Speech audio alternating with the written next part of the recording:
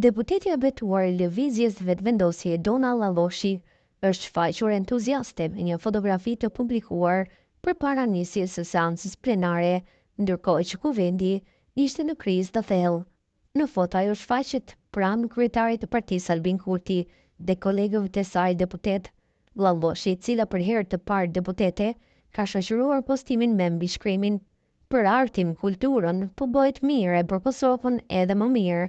Megjithatë, përkundër entuziazmit publik të deputetëve të vetëvendosjes, realiteti politik mbetet ndryshe. Kosova po vazhdon të jetë pa kuvend të konstituar. Përpjekjet për zgjedhjen e kryetarit të kuvendit kanë dështuar disa herë, me që lëvizja vetëvendosje nuk po arrin të sigurojë votat e nevojshme për kandidatin e saj.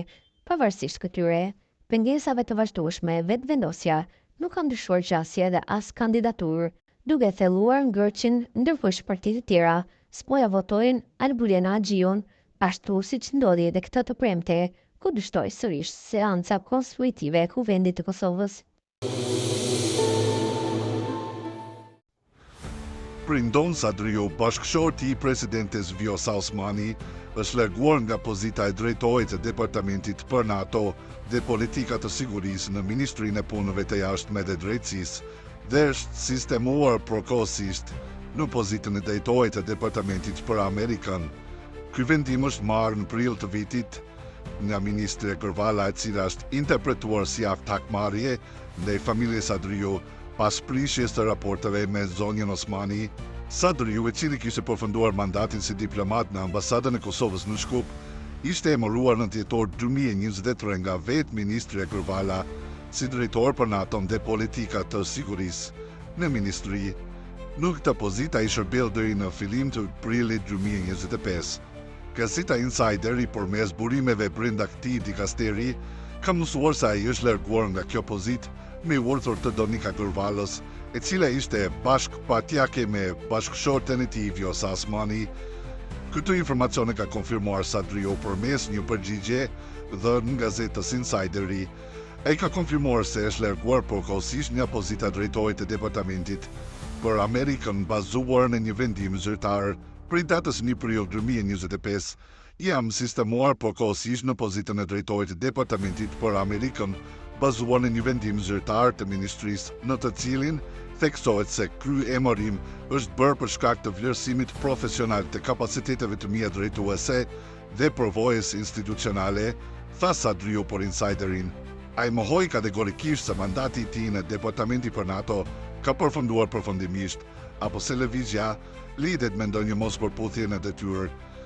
Nuk qëndron as pak pretendimi se ka përfunduar përgjithmonë mandati im në Departamentin për NATO dhe politikën e sigurisë, dhe aq më pak që ky ndryshim pozitash lidhet me ndonjë mospërmbushje të detyrave, siç është pretenduar në mënyrë krejtësisht të pavërtet, ka thënë Sadriu. Në vend të Sadriut në krye të Departamentit për NATO është emëruar ambasadori Astrid Zemaj pas kthimit të tij nga Brukseli, ku shërbente si përfaqësuesi i NATO-s për marrëdhënie me NATO-n. Përplasjet politike Kurti Osmani rezultuan në hakmarrje ndaj Prindon Sadriut, përmes një përgjigje të dhënë për gazetën Insideri.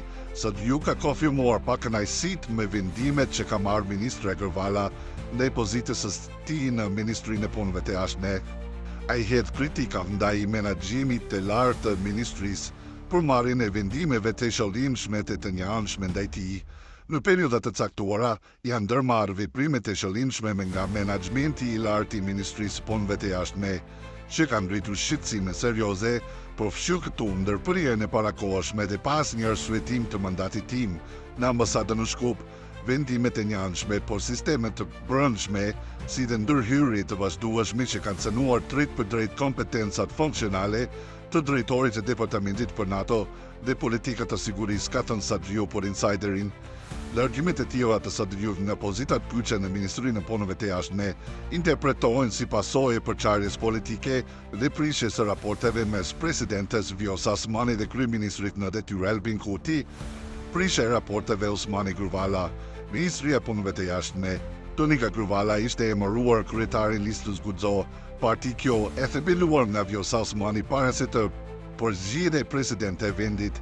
Pas zhvillimeve politike brenda listës Guxo dhe bashkëpunimit me vetëvendosen Albin Kurtit, kishin filluar përçarjet mes dyshës duke shprehur hapur pa kënaqësitë me njëra tjetrën, madje filluan edhe të hidhnin dise përmes vargjeve të kongëve. Përçarja e tyre duket se ka kushtuar me pozit bashkëshortit të Vjosa Osmanit, prindonit i cili ishte pjesë e ministrisë sot hiqur nga Gërvala.